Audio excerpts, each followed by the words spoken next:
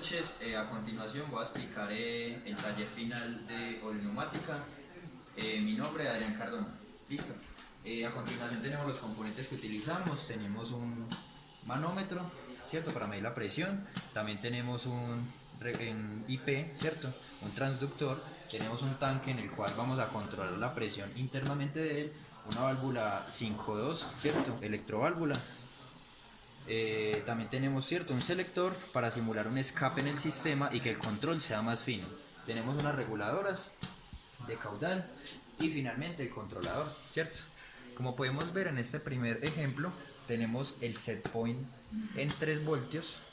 Acá lo podemos ver en 3 voltios, ¿cierto? Y la histéresis en 1, ¿cierto? ¿Qué quiere decir esto? Que cuando tengamos, como tenemos la histéresis en 1, ¿cierto? Tenemos 0.5 por arriba y 0.5 por debajo. Es decir, que cuando baje hacia 2.5 se nos va a activar la válvula, ¿cierto? Para poder controlar la presión del tanque y que esta aumente. ¿Qué pasa cuando ya aumenta a mayor a 3.5? Podemos ver que se apaga el relé y hace el control y mantiene la señal en esos dos valores de histéresis. Listo. A continuación podemos ver las señales, ¿cierto? Entonces acá podemos ver cómo es la señal de... Esta es la señal de la válvula, la amarilla, y la otra es la señal que nos entrega el sensor, ¿cierto? Acá podemos ver las dos señales. Entonces, podemos ver que cómo va variando la medida del sensor a medida que la presión, ¿cierto? Disminuye en este caso, y cuando encendemos la electroválvula vemos que aumenta. Entonces cuando llega hacia 3.5 es que vemos que vuelve y baja. Listo, ahí tenemos las dos señales. Listo, gracias.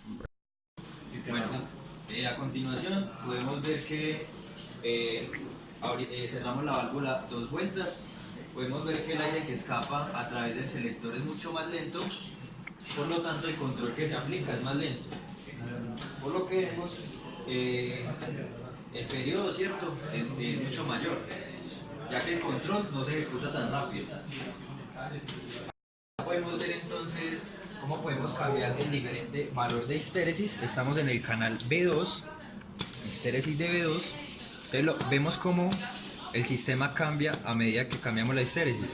Podemos ver que cada que cambiamos la histéresis y la reducimos, el control es mucho más fino, ya que se tiene un valor muy cercano al set point y no se tienen valores tan altos ni tan bajos en sí. Podemos ver cómo el switcheo del control aumenta mucho más, ya que está manteniendo la señal mucho más rápida. Acá en el osciloscopio podemos ver cómo es la señal.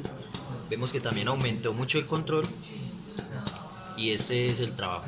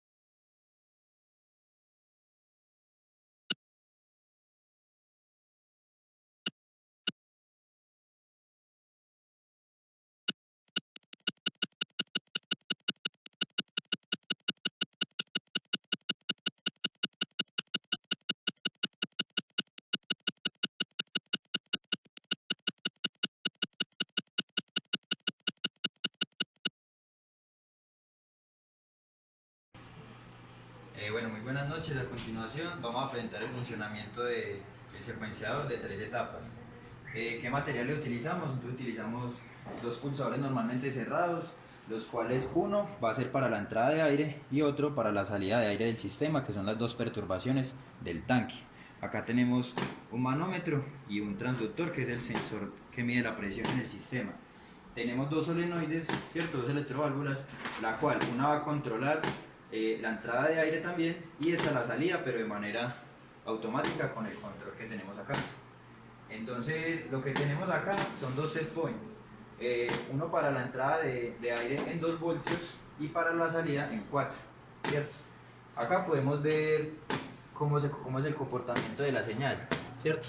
Entonces, si inyectamos aire, podemos ver que el mínimo siempre va a ser 2 voltios porque tenemos una escala de 1 voltio.